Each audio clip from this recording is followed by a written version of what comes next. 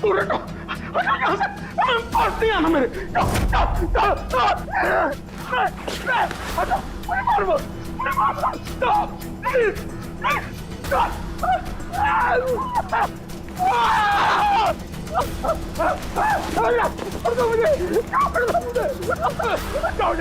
मेरे पास मत आना, मुझे मत मारो, छोड़ दो प्लीज, मुझे मत मुझे मत मारो, मुझे छोड़ दो प्लीज, छोड़ दो मुझे,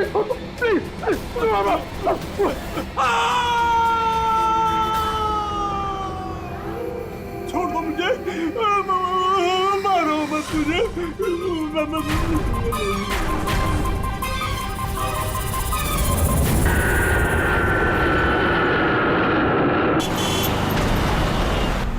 थोड़ा जल्दी चलाओ।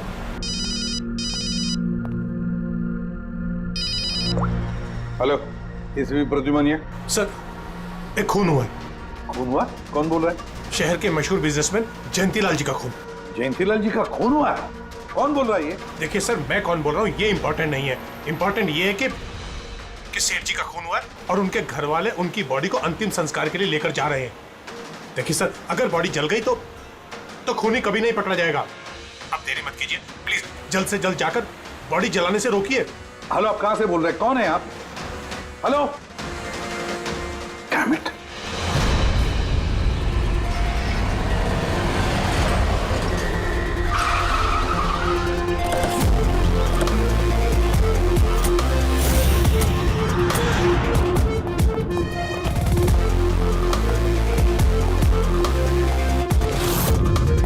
अरे कौन है आप लोग? ऐसे कैसे घर में अंदर आ रहे हैं? हम लोग सीआईडी से हैं। घर के सारे लोग कहाँ हैं? सर वो लोग तो साहब की बॉडी लेकर शमशान घाट गए हैं। शमशान घाट गए?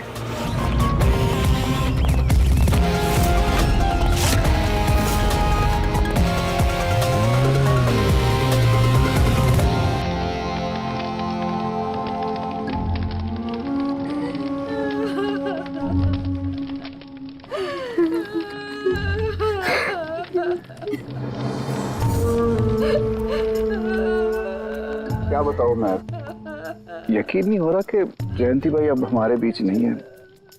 15 साल पुरानी दोस्ती थी मेरी। वो तो मेरे बड़े भाई जैसे थे।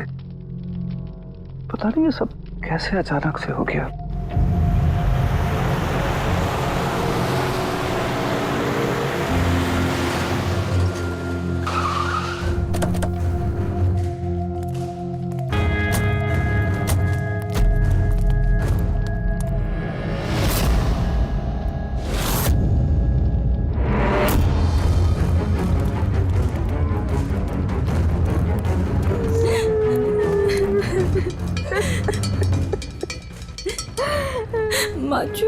एक्सक्यूज मी,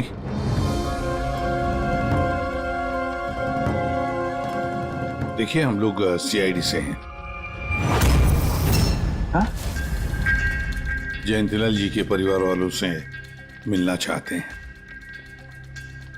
मैं जयंतीलाल जी की पत्नी दीपा। दीपा जी, हमें पता है ये सही समय नहीं है पूछताछ करने की, मगर क्या करें? वो जयंतीलाल जी की मौत के बारे में हमें कुछ पूछताछ करनी है। पूछिए, क्या पूछना चाहते हैं आप लोग? आप सुशील जयंती, उनका बड़ा बेटा।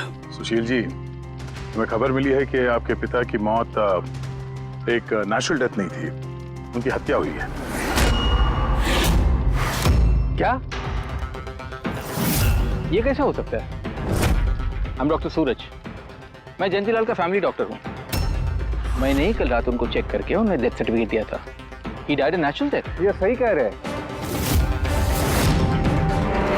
जयंती भाई की मौत सभी घर वालों के सामने ही तो हुई थी, और इतने सालों से मेरा इस परिवार से रिश्ता है। वो लोग झूठ क्यों बोलेंगे? तो आप लोगों ने इतनी जल्दी में बॉडी क्यों जला दी? तो क्या ये भी गुनाह है? इतने महीनों से पिताजी बीमार थे, कितने इलाज किए, कितनी कोशिशें की, नहीं बचे वो। देखिए, हमें इंफॉर्मेशन मिली है कि जयंतीलाल जी की हत्या हुई है। क्या? हमने आपके पड़ोसी से भी पूछा। उन लोगों ने भी कल रात जयंतीलाल जी के चिल्लाने की आवाज सुनी थी। देखिए, पड़ोसियों ने जो कहा वो सही है, लेकिन उनको या आप लोगों को सही बात नहीं पता है। और वो सही बात क्या है? पिछले 3 महीने से डैडी की दिमागी हालत भी ठीक नहीं थी। वो ना सिर्फ लोगों को और बातों को भूलने लगे थे, बल्कि उनको हेल्यूसिनेशन यानी भ्रम हो गया था। गलत सही, सच झूठ का फर्क उनको समझ में नहीं आ रहा था। दौरे पड़ने लगे थे उनको लगने लगा था जैसे उनको कोई मारने वाला है। कल रात भी उनको ऐसा ही दौरा पड़ा था।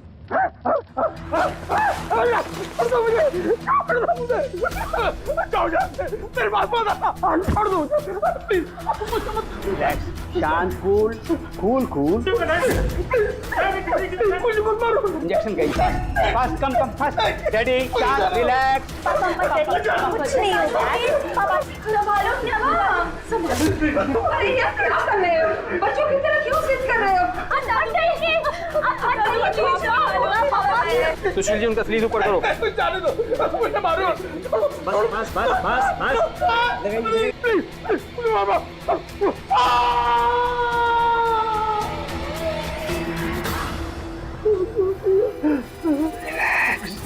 और इस बार अटैक इतना बड़ा था कि मुझे उन्हें बेहोशी का इंजेक्शन देना पड़ा और 2 घंटे बाद उनकी मौत हो गई। मैं आपको सारी डिटेल्स दे सकता हूँ, उनकी मेडिकल रिपोर्ट्स, मेडिकल हिस्ट्री, दवाइयाँ, सब कुछ दे सकता हूँ मैं आपको। हो गई तसल्ली आपको? अब हम अपना काम कर लें। इतनी जल्दी भी क्या है हेमंत? जरा सच तो सामने आ जाए।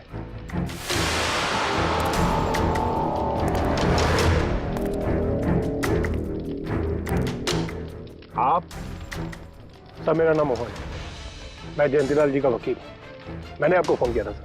मोहन जी, आपको ऐसा क्यों लगता है कि जयंतीलाल जी की हत्या हुई है? मेरे शक की वजह है उनकी वसीयत। लेकिन ऐसा क्या है इस वसीयत में? सब कुछ, कि उनकी जायदाद में से किसको कितना हिस्सा मिलेगा। उससे क्या फर्क पड़ता है? हम सब एक फैमिली हैं, किसी को छोटा किसी को बड़ा शेयर मिलेगा, यही ना? ऐसे ओके, कोई फर्क नहीं पड़ता है। अगर जयंतीलाल जी की मौत नेचुरल ना होकर मर्डर साबित हुई तो आप में से किसी को भी उनकी जायदाद का कोई हिस्सा नहीं मिलेगा। Nothing at all. ऐसे कैसे हो सकता है? मुझे बराबर याद है कि 1 साल पहले उन्होंने मेरी सलाह लेकर ही ये वसीयत बनाई थी, और उसमें तो ऐसा कुछ भी नहीं लिखा था। दीपा जी, 3 महीना पहले उन्होंने नई वसीयत बनवाई थी। ये क्या बोल रहे हैं आप? ये कैसे हो सकता है? ये सब कुछ बकवास है। अरे पिताजी आपको कब मिले? आप तो 3 महीने से हमारे घर पे आए नहीं, और पिताजी भी 3 महीने से घर के बाहर निकले ही नहीं। तो फिर? हेमंत, वो खुद मेरे ऑफिस में आए थे 3 महीना पहले। दीपा जी, 3 महीना पहले उन्होंने नई वसीयत बनवाई थी। ये क्या बोल रहे हैं आप? ये कैसे हो सकता है? ये सब कुछ बकवास है। अरे पिताजी आपको कब मिले? आप तो 3 महीने से हमारे घर पे आए नहीं, और पिताजी भी 3 महीने से घर के बाहर निकले ही नहीं। तो फिर? हेमंत, वो खुद मेरे ऑफिस में आए थे 3 महीना पहले। मैं अब जिंदा नहीं रहूंगा। आप क्या कह रहे हैं सर?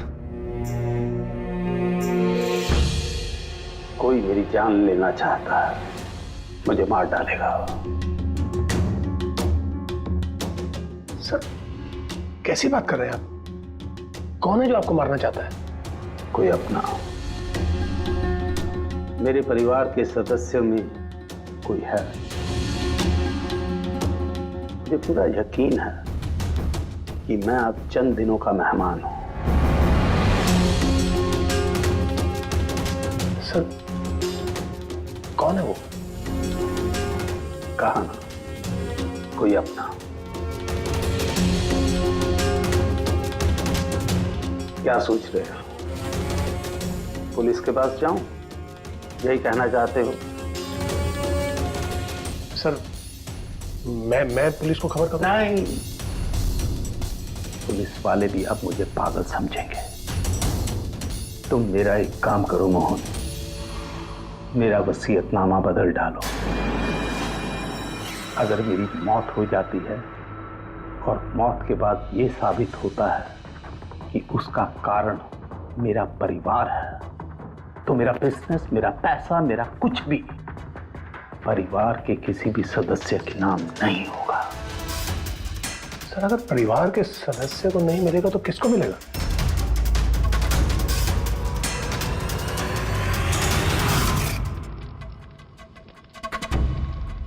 हमें नहीं तो किसे मोहन? जायदाद किसको मिलेगी? सर सीआईडी को।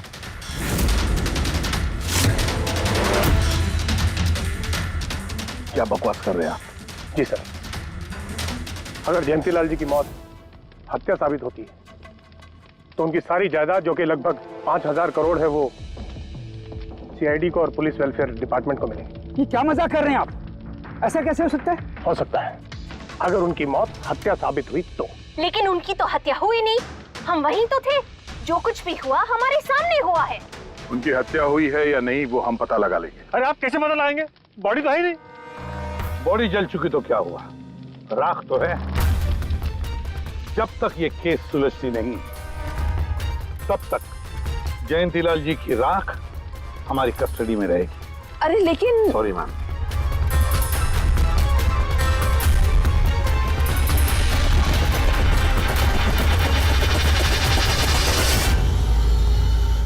मोहन जी, सर जरा बताइए, क्या जयंतीलाल जी ने खुद आपसे कहा था कि उनके परिवार वालों में से कोई है जो उनकी जान लेना चाहता है? जी सर।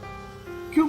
सर वजह तो पता नहीं, लेकिन उनको लगता था कि उनके घर वाले पैसों के लिए उनकी जान लेना चाहते हैं सर। बेटों से वो खुश भी नहीं थे। वो चाहते थे कि हेमंत और सुशील उनके साथ बिजनेस में हाथ बटाएं, उनके साथ बिजनेस करें, लेकिन ऐसा हुआ नहीं सर। ऐसा क्या हुआ? सर दोनों ने अपना अलग अलग बिजनेस शुरू किया लेकिन उसे भी चला नहीं पाए। और हेमंत सर वो तो एक नंबर का अय्याश निकला। उसने सेठ जी के सारे पैसे उड़ा दिए। सर बाप बेटे में हमेशा खटर पटर चलती रहती थी, कभी बनी नहीं बाप बेटे में। बनती नहीं थी, मगर हम बाप बेटे तो थे। मुझे पैसों की बहुत जरूरत थी, लेकिन इसका ये मतलब थोड़ी है कि मैं अपने पिता को ही मार दूंगा। मार भी सकते हो। आखिरकार दुनिया में आधी से ज्यादा गुनाह तो पैसों के लिए ही होते हैं। फिर तो सुशील भैया की वजह मुझसे बड़ी थी। उनका पिछला बिजनेस उन्होंने घाटे में बंद किया और अभी जो है वो नुकसान में चल रहा है। सर मार्केट का बहुत पैसा है उनके ऊपर, और डैडी भी इस बार सुशील भैया की मदद करने के लिए रेडी नहीं थे। सर मैं मानता हूं कि डैडी नाराज थे, नहीं दे रहे थे मुझे पैसे, पर मुझे ये भी पता है कि वो मुझे और मेरे परिवार को मरने के लिए नहीं छोड़ सकते थे। खून में उनका खून तो हो, इसीलिए पैसों के लिए अपनों का ही खून बहा दिया। सर एक आइडिया है। क्या है कि अब जो हुआ सो हुआ, उसको बदला तो नहीं जा सकता ना, लेकिन इस सिचुएशन से अपना फायदा जरूर निकाल सकते हैं। क्या मतलब? वो सर आप ये मामला सुलझा दीजिए। मान लीजिए कि नेचुरल डेथ थी, अब वसीयत के हिसाब से पैसे सीआईडी और मुंबई पुलिस की जगह हमें मिलेंगे जो उसके असली हकदार हैं। नहीं, आप लोगों का जो नुकसान हुआ होगा वो हम आपस में समझ लेंगे ना। सुशील जी, हर आदमी एक जैसा नहीं होता, और दोबारा ऐसे बात करने की गलती नहीं करना, समझे? तुम अपनी दादाजी से बहुत करीब थी ना? दादाजी मुझे बहुत प्यार करते थे। हम दोनों बेस्ट फ्रेंड्स के जैसे थे, एक दूसरे से सारी बातें शेयर करते थे। कभी दादाजी ने तुमसे ये कहा था कि कि उनकी जान को खतरा है, कोई उन्हें मारना चाहता है, ऐसे कभी कुछ कहा था उन्होंने? उन्हें हर किसी से डर लगता था। दादाजी सिर्फ मेरे पे विश्वास करते थे, बाकी उन्हें सबसे डर लगता था। उन्हें लगता था कि कोई उन्हें मार देगा। चलो दादू, अब अब हम खाना खाएंगे। क्या ये? चलो चलो चलो चलो दादू। मुझे वो सब लोग इसमें जहर मिला के मुझे मारना चाहते हैं। कौन मारना चाहता है दादू आपको? वो सब लोग मिले हुए हैं, सब मेरे खिलाफ साजिश कर रहे हैं। तू भी मत खा, अरे फेंक दे, वरना तू भी मर जाएगी। दादू आप मेरा विश्वास करो, ये खाना मैंने अपने हाथों से बनाया, इसमें कुछ नहीं है, इसमें जहर भी नहीं, कुछ नहीं है दादू। आप मेरा विश्वास करो। देखो देखो देखो, मेरे हाथों में खा रही हूँ ना, देखो देखो, मुझे कुछ हुआ, मैंने अपने हाथों से बनाया। चलो दादू, चलो चलो चलो, खाओ खाओ खाओ खाओ। गुड दादू, गुड दादू। चलो एक और बाइट, जल्दी से जल्दी से जल्दी से जल्दी से एक और बाइट खाएंगे। अच्छा है ना दादू? गुड गुड, चलो मुझे चलो। कितना प्यार करती है, तू मेरा कितना ख्याल रखती है, बाकी सब लोग मेरी दौलत के पीछे मुझे मार देंगे। दादू आपको कुछ नहीं होगा, आपका बहादुर बच्चा है ना इधर, मैं आपको कुछ नहीं होने दूंगी। देखो, अब तुम घर जाओ, जाओ, और देखो किसी भी चीज की जरूरत पड़े तो मुझे फोन करना, ठीक है? जाओ।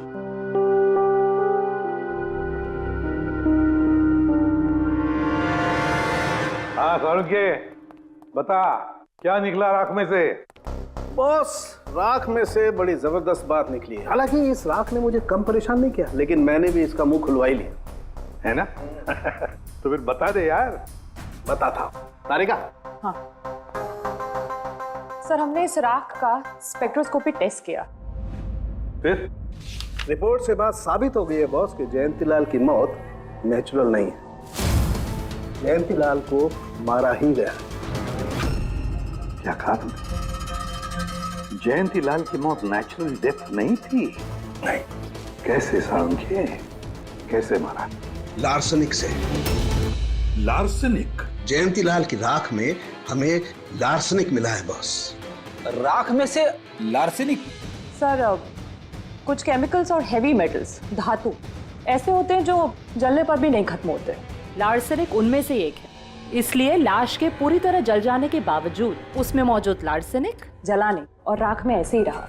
लेकिन एक बात समझ में नहीं आ रही है सारंगे, कि अगर जयंतीलाल की मौत लार्सेनिक की वजह से हुई है तो फिर उसके फैमिली डॉक्टर सूरज को ये पता कैसे नहीं चला?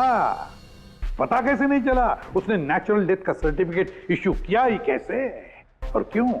बॉस, अगर लार्सनिक जैसा जहरीला केमिकल इंसान के शरीर में एक साथ बहुत ज्यादा मात्रा में पहुंचा दिया जाए तो इंसान की तुरंत मौत हो जाती है, लेकिन अगर यही जहर धीरे धीरे थोड़ी थोड़ी मात्रा में उसके शरीर में पहुंचाया जाए तो उसकी मौत एक साथ एकदम नहीं होती है। पहले उसकी याददाश्त जाती है, फिर उसे अजीब अजीब से सपने आने लगते हैं, उसे हेलुसिनेशन होने लगता है, भ्रम होने लगता है, फिर पागलपन के दौरे पड़ते हैं। और जयंतीलाल के साथ ये सब कुछ हो रहा था। लार्सनिक? जी हाँ, लार्सनिक। और इससे यह साबित हो गया कि जयंतीलाल जी की मौत बीमारी से नहीं बल्कि उनका खून किया गया। लेकिन ये किया किसने? वही पता करने हम लोग यहाँ हैं। अभिजीत, जयंतीलाल जी का कमरा चेक करना पड़ेगा। Okay sir.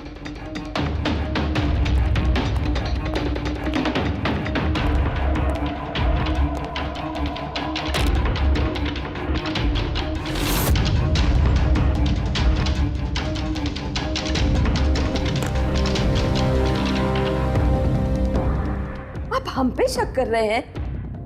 आपने ऐसे सोच भी कैसे लिया कि हम लोगों में से कोई ऐसी घिनौनी हरकत कर सकता है? ऐसा कुछ नहीं है माँ, ये सब इनकी चाल है। डैडी की प्रॉपर्टी इन्हें मिल जाए इसके लिए मनगढ़ंत कहानी बना रही हैं लोग। बकवास मत करिए सुशील जी, दोबारा ऐसा बोला ना अंदर डाल दूंगा।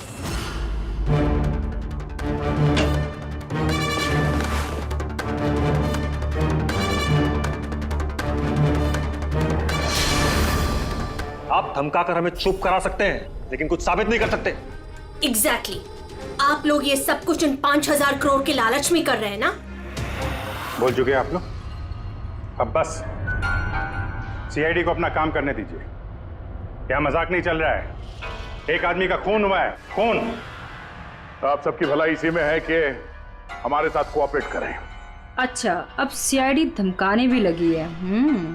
ये धमकी नहीं है, ये आशी आशीष आशी बेटा, आशी क्या हो गया? आशी बेटा, आशी बेटा उठो। आशी आंखें खोलो, क्या हो गया तुम्हें?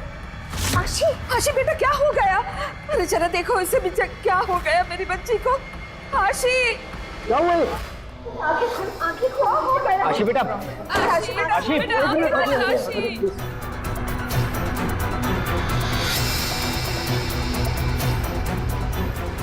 क्या हो गया इसे?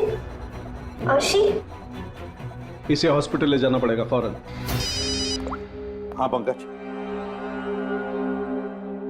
क्या?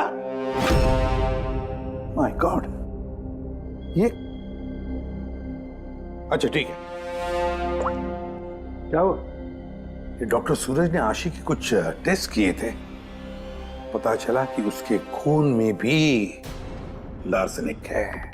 लेकिन सर, लार्सेनिक आशी के खून में पहुंचा कैसे होगा? सर ऐसी कोई कॉमन चीज जो जयंती लाल जी और आशी दोनों के कांटेक्ट में आई हो? खाना। अब आशी ने बताया था ना कि कुछ दिनों से जयंती लाल जी का खाना वो खुद टेस्ट कर रही थी। नहीं नहीं बस खाना नहीं, ये कुछ और है। ये सालों के साथ ये आपको कैसे पता चला? बताता हूं, बस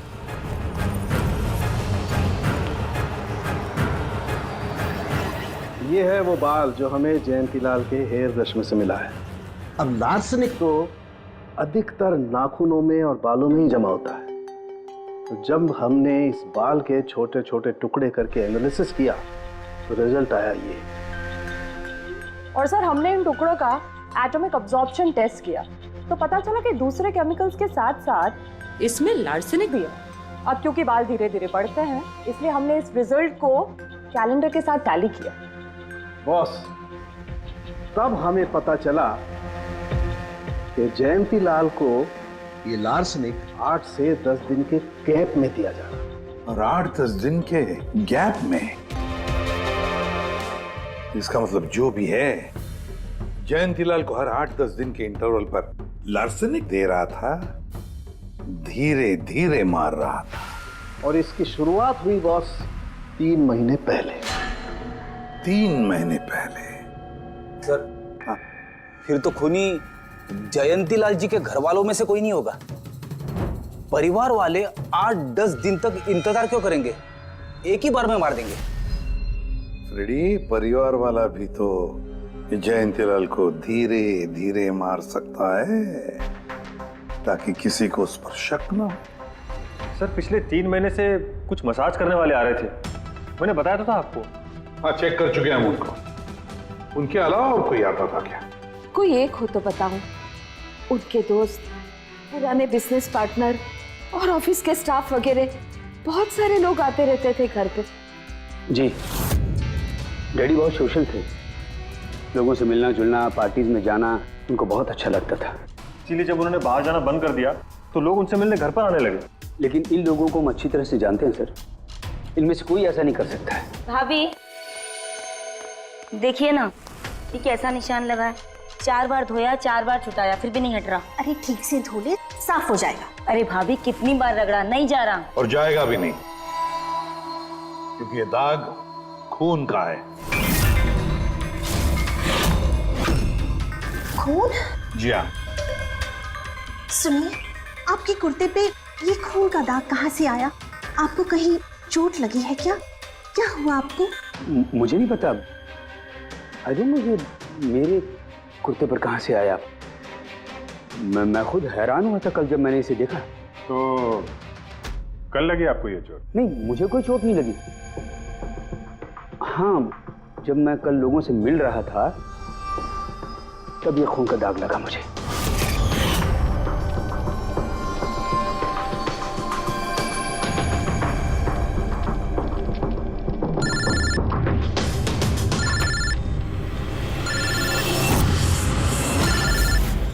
बिना चोट खून के धब्बे, अजीब बात है। वही तो। और कुछ हुआ था कल? कोई खास बात? नहीं सर, और कोई खास बात नहीं। साहब एक बात अजीब हुई थी। क्या? कल सुबह मुझे गार्डन में कांच के कुछ टूटे हुए टुकड़े मिले थे। कांच के टूटे हुए टुकड़े? तो फिर? साहब उन टुकड़ों में खून लगा हुआ था। क्या? कांच के टुकड़ों में खून लगा हुआ था? जी। कहाँ पर है वो? अब वो तो मैंने कचरे के डिब्बे में डाल दी। इस कुर्ते पे खून, कांच के टुकड़े पे खून। कहाँ देखे थे वो कांच के टुकड़े तूने? ये देखिए, यहाँ पर मिले थे मुझे कांच के टुकड़े। यहाँ पर? जी।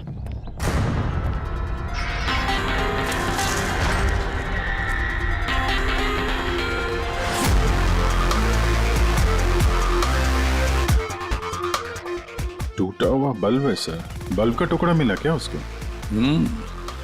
काम करो अभिजीत, इस घर में जितनी भी लाइटें हैं, लैंप्स हैं, सब चेक करो, देखो कोई बल्ब गायब है क्या।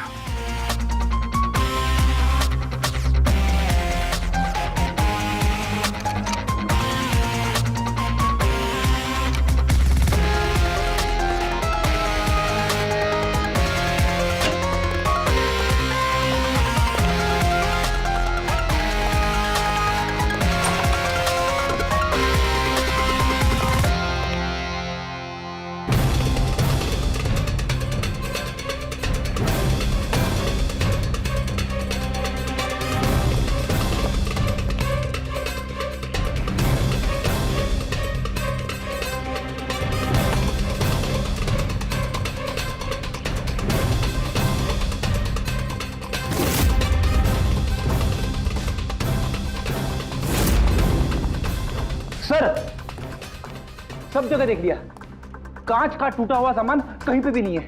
सर कुछ नहीं मिला।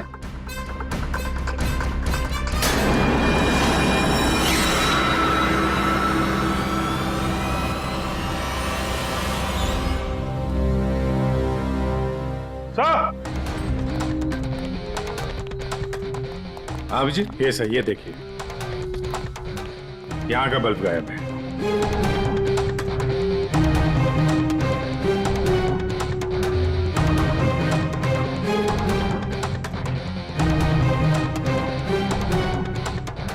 बड़ी अजीब बात है, ये लैम्प तो बिल्कुल ठीक था।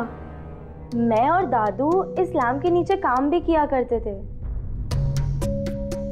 और जिस तरह दादू की मौत हुई तब भी ये लैम्प ठीक था, इसमें बल्ब था और ऑन था।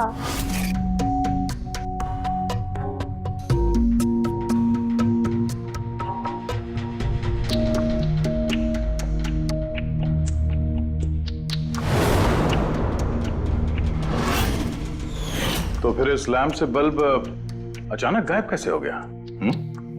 क्यों कविता? नहीं साहब, मुझे कुछ नहीं मालूम ये बल्ब कैसे गायब हुआ, किसने निकाला, मैं कुछ नहीं जानती। लेकिन सर, ये बल्ब कोई गायब करेगा क्यों? सर, इस बल्ब का और इस लैंप का कुछ ना कुछ तो लेना देना है इस केस में।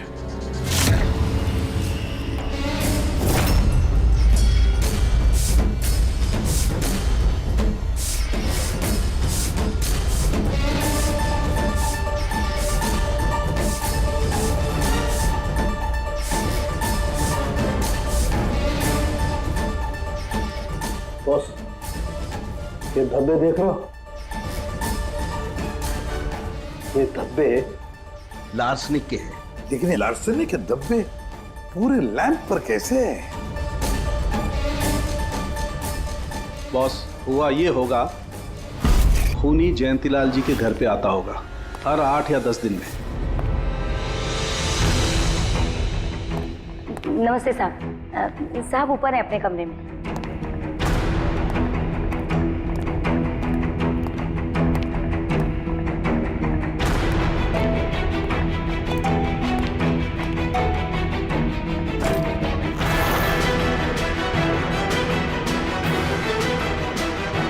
और चुपके से जयंतीलाल के टेबल लैंप पे लार्सनिक छिड़कता होगा।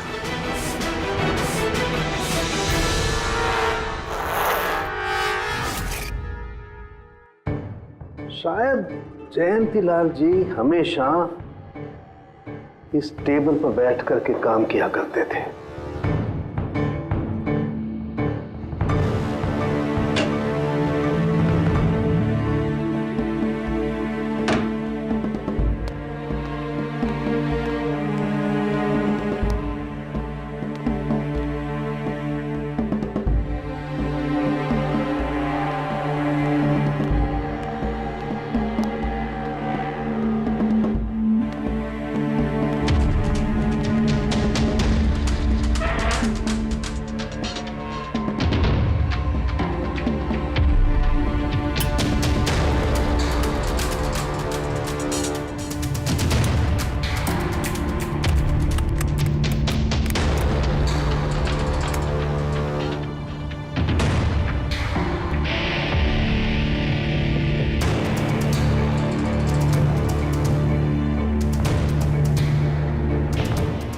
और जैसे ही ये बल्ब गर्म होता था, लार्सनिक धीरे धीरे फैलकर जयंतीलाल जी की सांसों में घुल जाता था।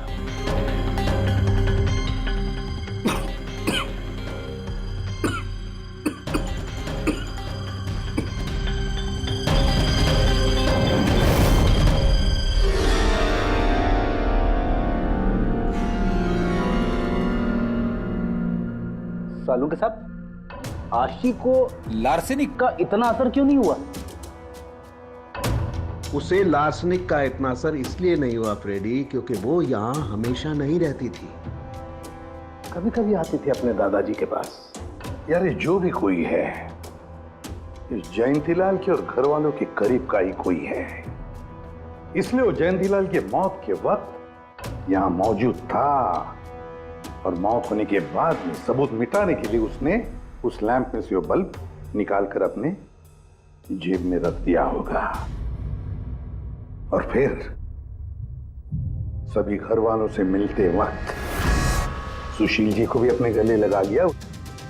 जैसे सुशील को उसने गले लगा लिया, उसके जेब में जो उसने बल्ब छुपा के रखा होगा वो फूट गया, जिसकी वजह से उसके कमर में जख्म भी हुई, और उस जख्म से जो लहू निकला, जो खून निकला, वो सुशील के कपड़ों पर आया। मतलब सर, खूनी घर वालों में से कोई होगा? नहीं फ्रेडी, घर वाला तो नहीं लगता, और घर वाला होता तो बल्ब जेब में रख के थोड़ी ना घूमता। ये तो कोई ऐसा आदमी है जिसके पास वही एक मौका था सबूत मिटाने का, वो चंद मिनट। घर वाला तो कभी भी निकाल लेता। सर उस दिन तो कितने लोग आए थे यहाँ, खूनी का पता कैसे चलेगा? सर उस दिन मीडिया के लोग भी आए थे, कौन आया कौन गया ये सब रिकॉर्ड तो किया ही होगा उन लोगों ने। तो चलो देख लेते हैं किस किस ने सुशील जी को गले लगाया था।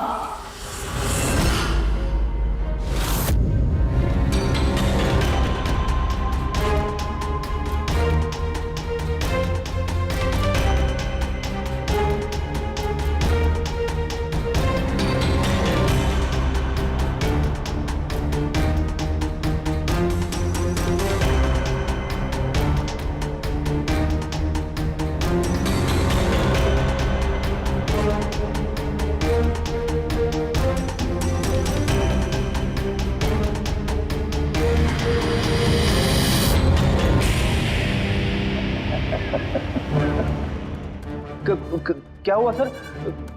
खूनी का पता चल गया? हाँ फ्रेडी, खूनी मिल गया। कौन है? फ्रेडी, इस आदमी की पूरी कुंडली निकालो, पता लगाओ पिछले 3 महीनों में ये कहां कहां गया था, किस किस से मिला था, क्या क्या किया है इसने, सब कुछ।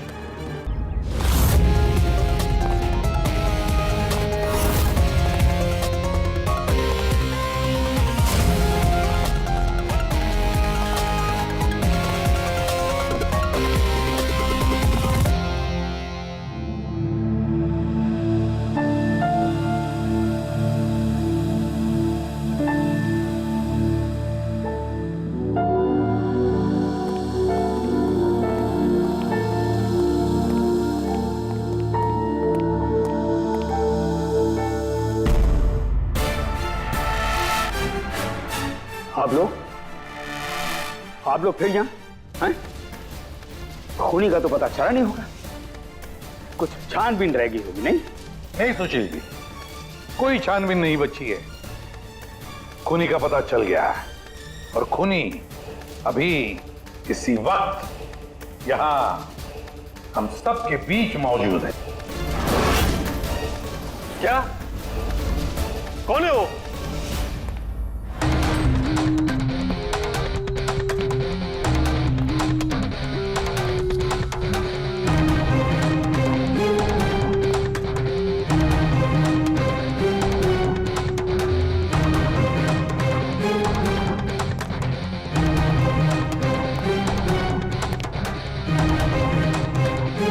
अरविंद जी,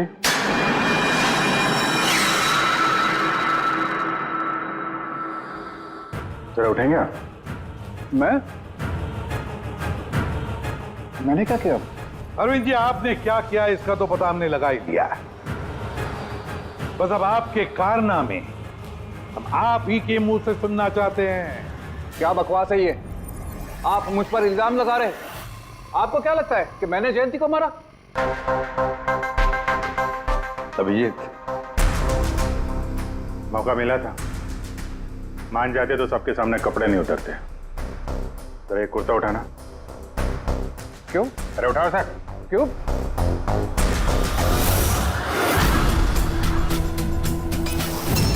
क्या है ये? निशान कैसा है? हाँ? कौन सी भाषा बोल रहे हो तुम? हिंदी में बोलो, हिंदी में। मातृभाषा है हमारी। भूल गए क्या? याद दिलाओ। हाँ? नहीं सर, नहीं। बताता हूँ। नफरत करता था मैं जयंती से। 5 साल पहले हमने एक बिजनेस शुरू किया था। आज ये इतना बड़ा 5000 करोड़ का एम्पायर है ना, वो मेरे मेहनत की कमाई थी। मैंने अपनी जिंदगी की सारी जमा पूंजी इस बिजनेस पे लगाई थी, पर जयंती की नीयत में खोट थी। उसने मुझे धोखा दिया, मुझे मेरी कंपनी से निकाल दिया। तब मैंने सोचा कि जब मौका मिलेगा तो मैं इसका हिसाब चुकता करूंगा। और वो मौका तुम्हें मिला 3 महीने पहले एडवोकेट मोहन के ऑफिस में, जहां पर जयंतीलाल जी भी आए थे और तुमने चुपके से उन दोनों की बातें सुन ली थी। अगर मेरी मौत हो जाती है और मौत के बाद ये साबित होता है कि मेरी किसी ने हत्या की है, तो मेरा बिजनेस, मेरा पैसा, कुछ भी मेरे परिवार के किसी भी सदस्य को नहीं मिलेगा। सर, अगर परिवार के सदस्य को नहीं मिलेगा तो किसको मिलेगा? सीआईडी को, जो मेरा मर्डर इन्वेस्टिगेट करेगा। मुझे लगा अच्छा मौका है। जयंतीलाल को मारूंगा मैं और शक जाएगा उसके परिवार पर। और इसीलिए तुमने जयंतीलाल की तरफ दोस्ती का हाथ बढ़ाया, एक नया प्रपोजल लेकर। क्यों? मेरे दिमाग में एक आइडिया था जिसके लिए मेरा उसके घर बार बार जाना जरूरी था।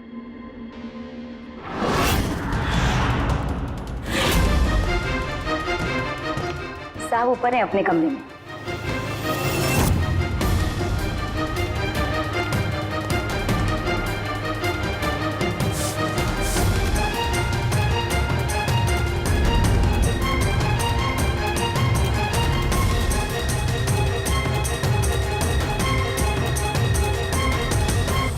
लेकिन एसीपी साहब, आपको इन पे शक कब हुआ? दीपा जी, जयंतीलाल जी की अंत्येष्टि के दिन जो मीडिया कवरेज हुआ था, जो मीडिया वालों ने वीडियो फुटेज लिया था, उसकी मदद से जयंतीलाल जी के अंत्येष्टि के दिन घर के बाहर जो इन्होंने कुर्ता पहना था, शमशान भूमि पर वो कुर्ता बदल दिया गया था, क्योंकि उस पर खून जो लगा हुआ था। क्यों Arvind ji?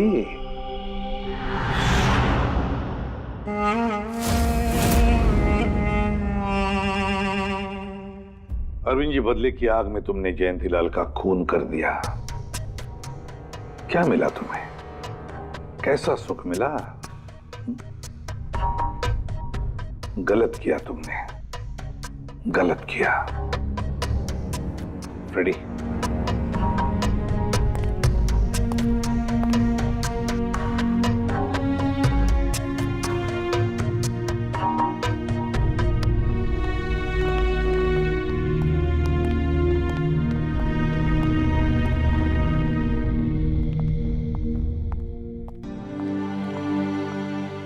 You sir, thank you very much, and we are sorry, हम लोगों ने आपको काफी बुरा भला कहा।